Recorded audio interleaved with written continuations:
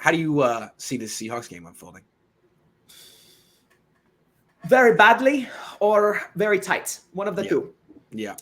So let's get the bad. That's usually how it is with the Niners and Seahawks. The Niners get blown out, or they win a real close one. Right. That's exactly how I foresee this. Yeah. I don't think they're going to. First off, it's Russell Wilson. He's not going to have a meltdown. And the thing is, he's the most difficult quarterback by far we have faced so far. And he is perfectly tooled to annihilate the 49ers defense. He's the right quarterback to go against Fred Warner. Not saying that Fred Warner loses this matchup, but that's the kind of quarterback that makes this defense struggle because we don't have the best secondary core. This is a guy who can buy time. He's got a freak like DK Metcalf that even if you cover him in zone, he's going to come back to the quarterback, catch the ball about 15 yards downfield, and it's one-on-one with Jimmy Ward. He's one of the best downfield throwers I've ever seen. Exactly. That's something he has in common, I think, with Aaron Rodgers. The only difference is he has Ferrari wheels in order to get him there. Yeah. And so if you think what happened with Aaron Rodgers was difficult to defend, magnify. That's what we're going to see. Yeah. So here's the thing, though, that the 49ers can do. That is that they have to establish their run defense. They have to take defense. They have to take this away. I know normally we say they have to establish their run, but right now I'm saying we have to establish their run defense. I like that. That's a nice twist. And let me ask you real quick. How do you do that?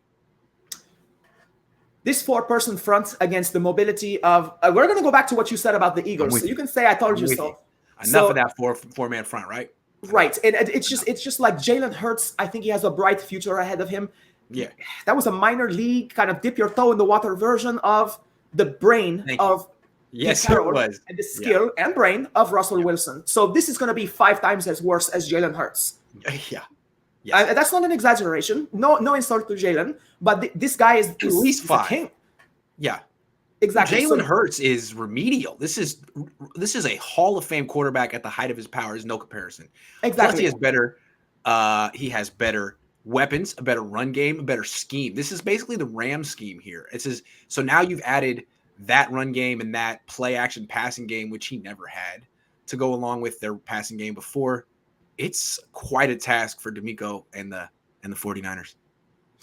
I don't know. The irony of this game is they're going to have to make this game about DK Metcalf and Russell Wilson. We have to make the Seahawks beat us with those 2 guys. If those 2 guys have a connection and our zone cannot cover them, we're going to lose. It's as simple as that. But we have to take away the tight ends, and they don't have the best. I'm not really impressed with their run game. Hold on. You said you got to establish the run defense. Let's come back to that. How do you do that? Are you saying 8-man box and go single high and invite the deep ball? Because I would think they would. Here's the thing. Again, if DK Metcalf beats us, I am not sore about that. He's just DK Metcalf and Wilson. So yes, not every time. Not every time. They have to dial up what works. I also don't want to give Russell Wilson a lot of time. I don't want to see him roll out and take the ball himself. He's going to do that this game. But I would definitely put 5 men up front more often than not. Okay. And as far as the linebackers go, I would have them playing, would you say about 7 yards off the ball? Okay. That's where I'd want to stack them. Not on top of the box, but that's pretty close for the most part. Unless it's an obvious pass play. But in short yardage situations, we have got to be able to get off the field on 3rd and 2. Yeah. That is the Achilles heel of this 49ers defense is 3rd and short. It is for most defenses. I'm not saying anything new here, but Aaron Rodgers, we were like 1/3 down stop away from winning that game. So that's the thing. If Russell Wilson and the DK Metcalf connection want to kill us, so be it. But we certainly cannot allow them to get multi-dimensional on this defense. Because now, real quick, I want to say Tyler Lockett is questionable with a hip injury. He didn't practice Thursday, but did practice Friday. DK Metcalf limited in the Thursday session with a foot injury, but is set to play after. He's going to play. He will play. Yeah. So, I mean, these guys aren't necessarily 100%. Neither is Kittle. If those guys can't take over the game, then the Niners do. This bodes well. But as you said, they have to establish the run defense. The Seahawks are averaging 5 yards a carry on the ground. They have a run-first mentality with Pete Carroll. Their new Ram scheme is a run-first scheme. If the Niners play too deep and invite the Seahawks to run, they will. And I guess, Chris Carson isn't as scary as Russell Wilson, but he's solid. Absolutely. He's good. He's pretty good. So it's going to be, establish the run defense somehow. 5-man front. I like that. I like that very much.